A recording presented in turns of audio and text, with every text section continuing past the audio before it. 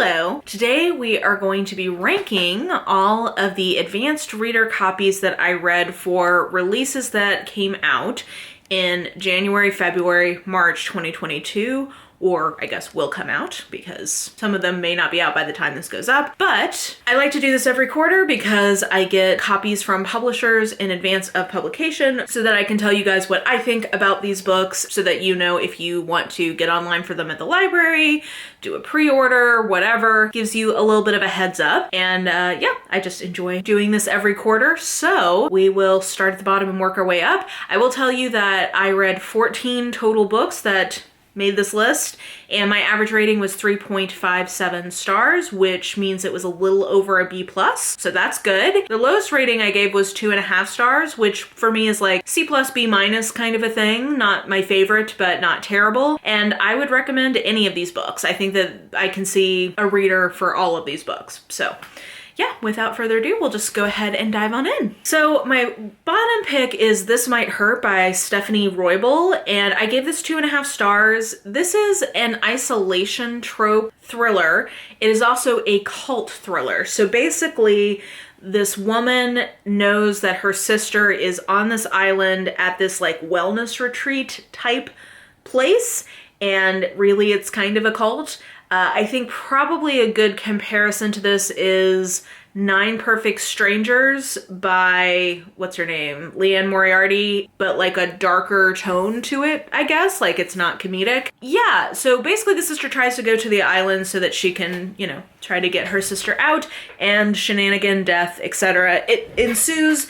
I thought that the writing in this was very nice, and I actually quite liked the way it ended, but I found the progression of the plot to be pretty messy and not all that enjoyable. Like it was a very slow burn, and there were pieces of it that I liked, and by the end I was like, okay, I guess I see how this all comes together, but it takes a long time to get there. So I think I would just tell you, know that it's going to be kind of a slow burn, and I would also give content warnings for child abuse, basically. So that one was not a favorite, but I could still see the people who would really like it. It just wasn't, it didn't totally click for me, even though it had several kind of tropes that I really enjoyed, and I really liked the writing. Never Tell is by Selena Montgomery, aka Stacey Abrams. This is a reissue of an early aughts romantic suspense she wrote. I think it is very important that you know going into this that it is a reissue and that it is very typical of romantic suspense of that era, meaning that it has a very alpha hole kind of hero to it. So if you don't like that, that would be my big warning on this one. I like the actual mystery of this quite a bit. Basically, it's like a serial killer, but the like, ooh, they're back. Is it a copycat, or did we get the wrong guy the first time? It's that kind of a trope. And I actually really enjoyed that piece of the plot. The romance itself I found pretty unconvincing, but not like terrible. It just wasn't really my thing, and it is very early aughts in the way that the dynamics are set up. But yeah, this one was fun, and if you like a romantic suspense and you can hang with that kind of hero dynamic, then I think you could definitely like this one. It's certainly interesting reading this kind of book from somebody like Stacey Abrams, so that adds, I think, a layer of interest as well. Then we have Under Lock and Skeleton Key by Gigi Pandian, and this is a cozy mystery that I actually quite enjoyed. Cozy mysteries can be pretty hard for me to get into sometimes because they are very twee often, meaning they're sort of just like overly saccharine and kind of cozy to the point of cheesiness, and I'm more okay with that vibe in a romance than I am in a mystery for whatever reason. So I think that this one is worth picking up if you're looking to get into cozies, but you're a little worried about that aspect, because I think that it has less of that. My problem with this was just that it had too many big splashy moments in it, and it was like the book was in a hurry to get to those splashy moments. So I should say the setup for this is a disgraced magician goes home, kind of lick her wounds, and work for the family business. The family business is building sort of secret doors and secret rooms, secret staircases, that kind of a thing. And they find a body at a job site who is connected to her past life as a disgraced magician. And so they have to figure out what happened. The book had so many cool like sleights of hand and things like that because she was a magician, but it felt like it was in a rush to get to those moments. And I wish that it had just sort of let the story breathe a little bit. But if you are skeptical about a cozy, this might be one that I would recommend as like maybe a way to get a sense of what those books are like. And then we have, actually, the next two books are both ones that I actually have pretty similar feelings about. So Reckless Girls by Rachel Hawkins is definitely an isolated close circle thriller. So if you like that, like I do, I think that this is worth picking up. This also has kind of like a tropical type setting, and it's another one set on an island. That is sort of the isolation aspect. Basically, we have two kind of drifter people who are a couple. They need money to be able to repair their boat and kind of continue their worldwide adventuring. And these two women ask them to take them to this infamous island to meet some of their friends. Murderousness, chaos, thrillingness ensues from there. I think this one kind of fell apart for me at the end, and I'm struggling now that it's been a few months since I've read it to remember a whole lot about it. I think my impression is that the writing is nice, and that if you like this kind of trope, it's probably worth picking up to see if you will enjoy this. Similarly, the next one I would say would be A Flicker in the Dark by Stacey Willingham. This one I would also say is well written, and if you like the trope, which is secrets from the past, basically our heroine is the daughter of an infamous serial killer who has been put away, and now somebody is killing again in the same pattern. So like, is it a copycat? Did they get the wrong person the first time? It's that trope. I think the writing is quite nice, and I think that is probably what stands out, especially for a debut. I think this is well done. I don't know that this was a super memorable thriller, and I would say that about both of these. Good, if you like those tropes, definitely worth picking up. I don't know that it was like super memorable, super impactful, but interesting and fun enough, worth seeking out in my opinion. I am kind of surprised that this is getting adapted, by the way. I think that this is going to get a big adaptation, and I don't know why this book, but I'm sure it will be good, and you know, good for Stacey. Okay, next, The Paradox Hotel by Rob Hart. This is, I would describe this as a sci-fi thriller, and I would recommend this to people who enjoy Blake Crouch. This reminds me a lot of Recursion, but I think it's a better version of Recursion and a more interesting setup. So basically it's set at this hotel for time travelers, and somebody dies, but not everybody can see the body except for the manager, who is has basically this sort of like time traveling sickness. Like if you've time traveled too much, your brain can kind of start to fall apart basically. And so she's not sure if she's just sort of going mad and seeing it, or if it's really happening. It's very fast paced, thrilling, etc. I don't know that all of the parts really came together as successfully as I would want it to. It felt a little like, oh gosh, I just am trying to hold all of these things together with like my bare hands.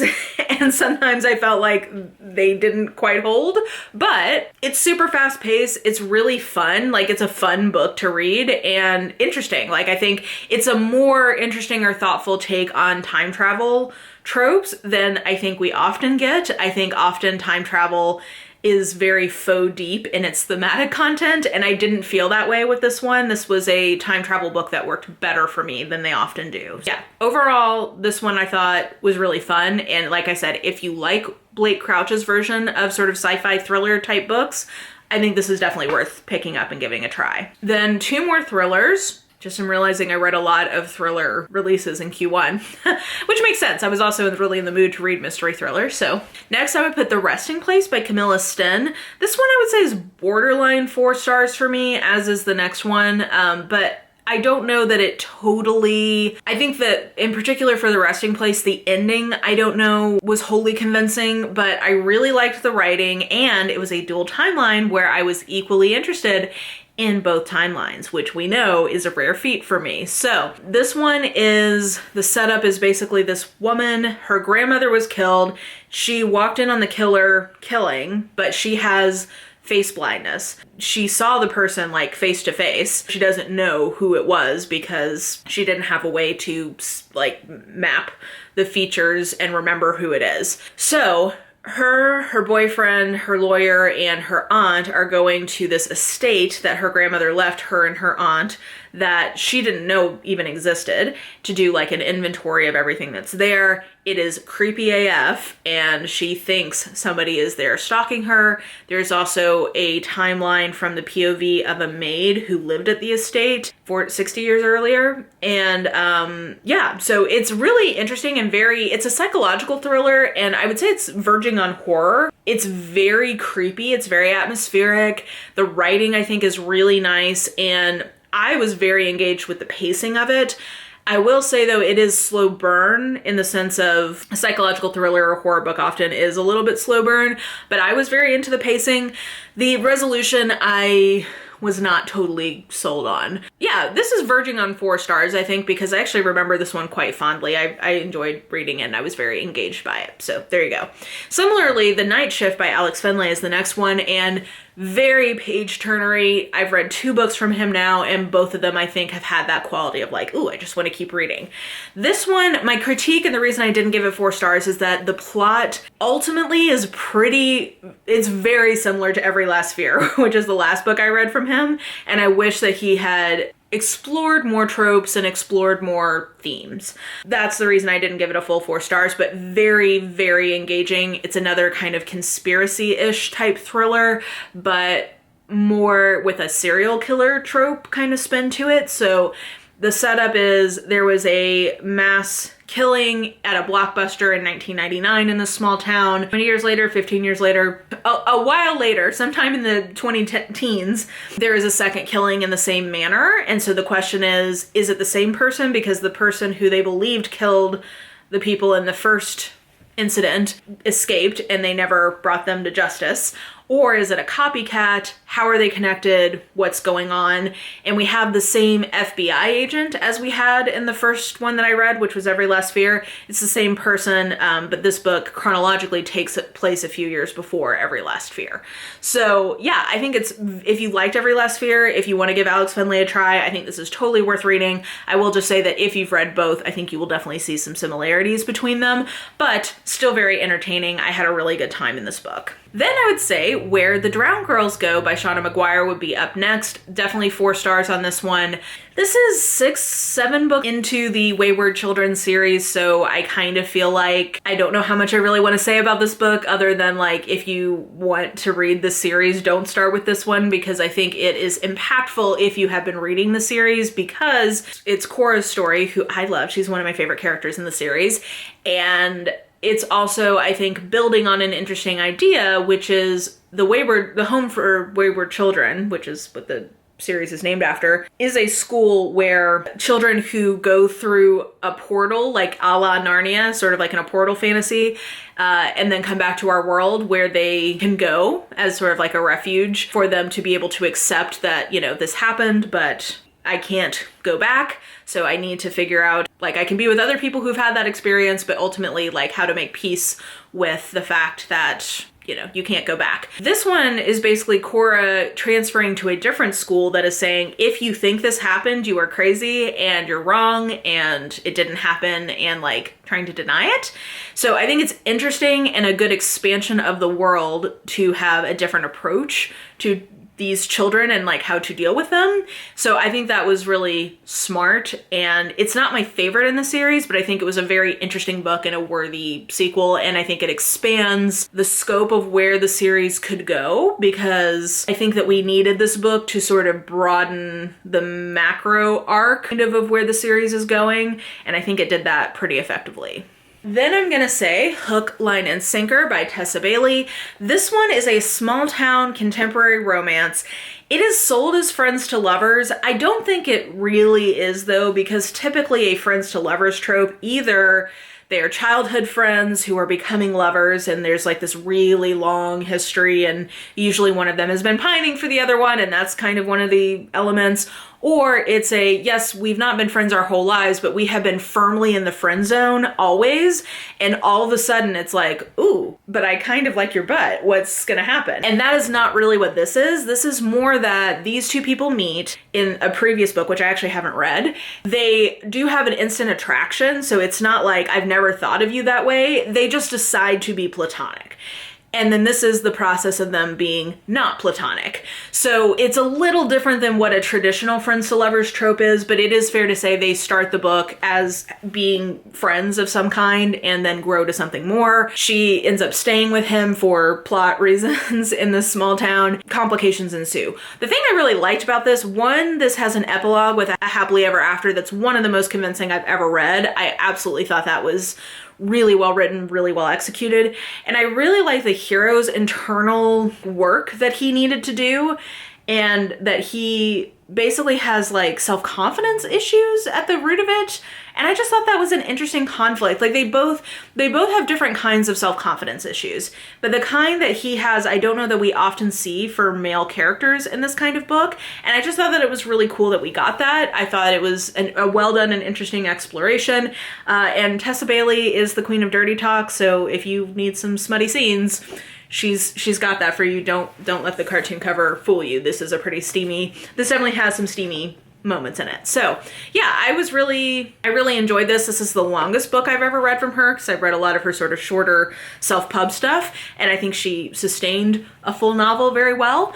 And yeah, if you are into this series, I don't think this would be a disappointing entry whatsoever. Then a nonfiction pick is Black Love Matters, Real Talk on Romance Being Seen and Happily Ever Afters, edited by Jessica Pride. This is a literary study of the romance genre, specifically talking about Black love romance, which is love stories between two Black people. This, I think, addresses that topic from a lot of really interesting vantage points, and I think particularly as a white reader and reviewer of this kind of romance, it was really challenging to me, and thinking through some of my, I don't even quite know what to say. I mean, biases, sure, but also just like there's a really good essay in here from Christina Jones about like, should white people even read or talk about Black? I don't know. I just thought that it was very thought-provoking, very challenging, and good. Some of these essays I think were really excellent. There's always hit or miss. There's also one about food I've seen people talking about that I agree. I'm like, I don't know that I totally understand how like food fits into this overall collection. Yeah, Food of Love by Jasmine Gilroy. I was like, I don't totally understand why this is in this collection, but you know, that's pretty typical of any essay collections. There's going to be hits and misses. My favorites were the one from Christina C. Jones, Beverly Jenkins, obviously queen. I really liked the one from Margot Hendricks. That was a history of Black romance that I thought was really interesting. And then the editor Jessica Pride's on interracial romance I thought was also really good. So lots of really good and thought-provoking stuff in here, and I just really love literary studies of romance and mystery genres in particular, so this is just kind of right up my alley. Okay, we are entering the top 3. So next we've got The Maid by Nita Prose. This is also a cozy mystery, I would say, but it is the least twee cozy mystery I've ever read, and I really liked this. This is definitely one that verges into 4.5-star territory for me, but I would say that ultimately I didn't love some of the parts of how this ended. That kind of dinged it down for me a bit. But the writing, I think, is very strong. This is a debut, and it's a very voicey kind of perspective. Basically, we're following the POV of a maid at this luxury hotel who finds a dead body, and she comes under suspicion, so it is her and her community trying to find out who actually done it. Really interesting character work. She is a really compelling point of view character, and the writing for her is very good. Like I said, I had some issues with the way that this ended, but I think that this was a very entertaining and fresh. This felt very fresh as a mystery book to me. There you go. We've got The Maid there. Then I would say Highland Wolf by Lindsay Sands. Now look, if you watch this channel, you know I love me a Lindsay Sands historical romance. They are set in the Scottish Lochs. They are always kind of nonsense, but just so campy and fun. This particular one is a hero who we saw in the first book as a child. He's an adult now, and he is basically taking back his land and his kind of rightful place as a laird. And he is finally claiming his betrothed because she is in a dicey situation. And there's always a murder mystery in these. There's always sort of like a conspiracy. Usually there's some sort of conspiracy they're trying to figure out. And, you know, they're dumb but sweet. That's what, there's a lot of himbos in this. There's a lot of kind of dumb heroines, but hot, they're banging in the locks, and these are just fun. And this one was no different. It completely delivered on what I like from the series. And I just love this series. I put it recently in my top 15 all-time favorite series. So there you go. Whatever that tells you about my taste, it just works for me. And then the top one I would say for this quarter is the Book of Cold Cases by Simone St. James. This is also one that verges on 4.5. These top three, I think, all verge on 4.5s. And a different day, I possibly would have given them a 4.5. This is one where the reason I didn't give it the full 4.5 is that I struggled with the dual timeline because I was definitely more interested in one than the other. That being said, they are both interesting timelines, so it's not like one is drastically better, but that's my thing, is that whenever you have a dual timeline, you run the risk of me sitting here like, okay, I want to get back to the other one. Setup for this one is that in the present day, there is a true crime blogger who is getting an interview with this infamous possible serial killer lady in her hometown who kind of beat the rap in the 70s, so I guess like 50 years ago, and she's gonna find out more about what actually happened. And the lady is living in this house, which if you know Simone St. James' work, you know that hers are usually paranormal. There's like always a paranormal element, and she is basically living in a haunted house. So we find out more about why it is haunted and what the history there is. Her writing is so good. Simone St. James is just a really gifted writer. That was excellent. The character work is super good. I think she writes older female characters in a really compelling way that I don't know that a lot of people are as good at as she is. Now that I'm talking about this feels like maybe I need to bump this up to a 4.5. Maybe I should. I don't know. I did really, really enjoy this book. I thought it was really good. And yeah, I have only read 2 books from Simone St. James, but I've loved both of them. And I have, you can see, one of her books is hanging up back here. I have a bunch of her books from her backlist, and I just haven't gotten to them because I feel like I'm trying to like save them up, but I probably should just make time to go ahead and dive into those. But anyway, I really enjoyed it. Definitely my favorite Q1 arc that I read, and I think when you guys are seeing this, people are getting their hands on it because it comes out in March, so hopefully other people are enjoying it now too, now that they're getting to read it. I think it's a really good one. And yeah, so those are my arcs that I read for the first quarter of the year. Definitely let me know what you thought about any of these books, if you have already read them, or if you are looking forward to reading any of them. Let me know that below. And yeah, I think that will do it for me. So if you enjoyed this video, please like, subscribe, follow me on the social medias if you are so inclined. I have all that information listed in the description box below, and I think that will do it. I hope you're having an absolutely lovely day today, and I will just talk to you soon. Bye!